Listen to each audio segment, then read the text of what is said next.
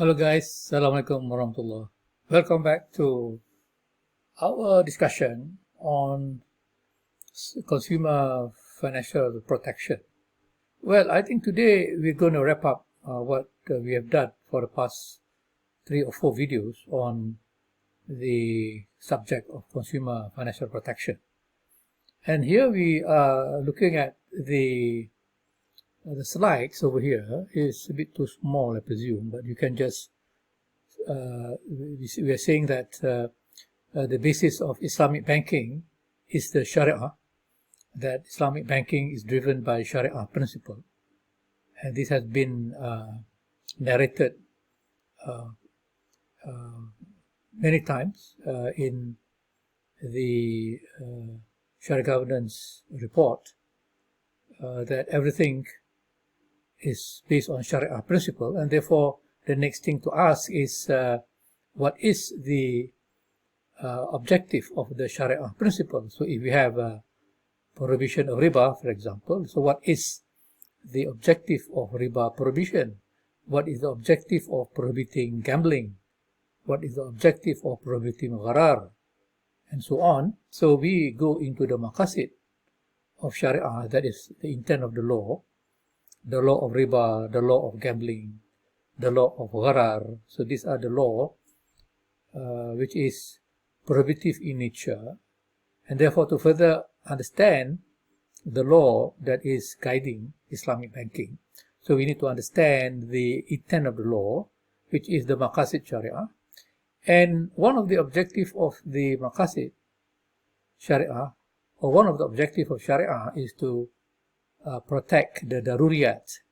The daruriyat is the basic need of the human being, and these are made of 5: protection of the faith or deen, protection of life, nasal, protection of nafs, which is life, the protection of the intellect or akal, protection of the family, which is nasal, and lastly the protection of al-mal, that is property.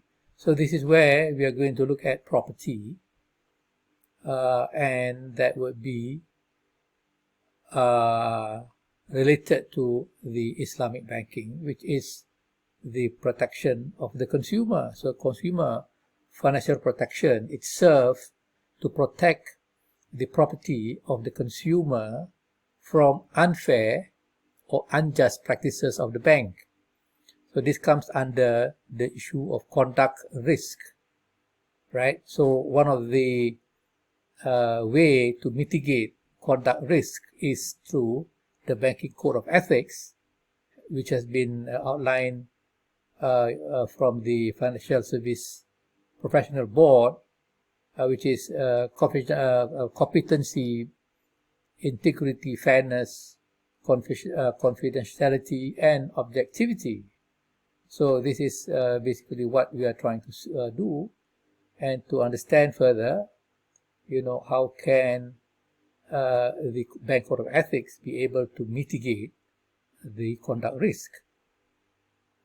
And we can refer to Kuwait Finance House Code of Ethics, and there's quite a number of code of conduct outlined by Kuwait Finance House Malaysia, compliant with Islamic ethical and classical values, conduct the bank operation with honesty, integrity, conduct oneself responsibly during and after working hour, treat customer, business associates, and fellow colleague with respect.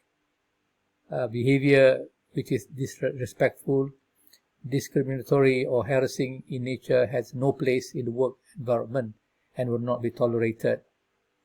And many more, endeavor to provide excellent service, maintain confidentiality of consumer and banking information, maintain security of KFH Malaysia property and data, and avoid any personal activity and financial interest which may conflict with their commitment to effectively perform their jobs. Yeah.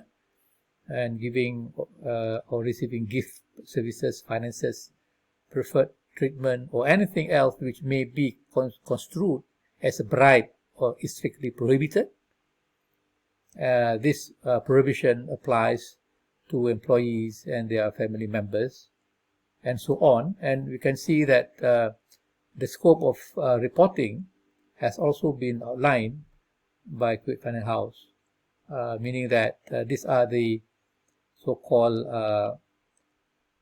event that may occur to be reported: bribery, receiving kickback, fraud or dishonesty, misuse of position, misuse of bank property and information, harassment, sexual harassment, intimidation, bullying, forgery, actual or suspected criminal offences, embezzlement or theft, breach of Bank Negara guideline, breach of bank code of ethics and conduct, and other policies. So these are, the event that may occur that can evidence the scope of injury upon the consumer, which the bank should be reporting, and therefore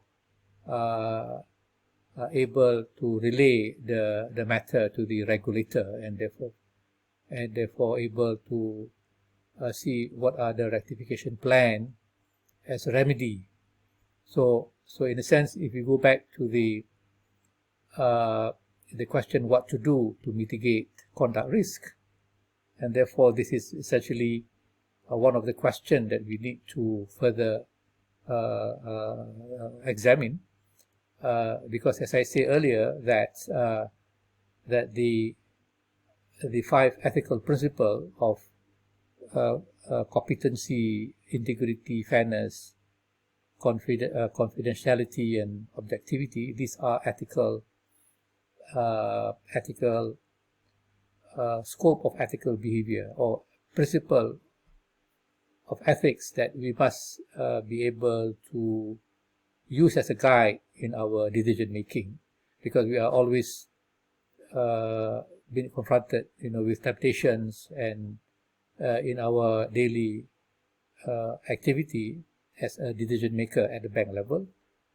So temptation and many kinds of distraction that may come from external or internal to the organization can somehow impair our decision, and therefore we may fall into error or into lapses that can cause money to the organization. So there's a very great need to find out how this temptation or this dilemma faced by the employee can be understood, and therefore enabling us to combat or to find a way to overcome this temptation and this area of ethical dilemma, which I presume that we can discuss a lot more in the coming discussion. So I will stop here. Inshallah, I'll see you again. Thank you very much. Don't forget to share and subscribe and to comment. Thank you. Assalamualaikum.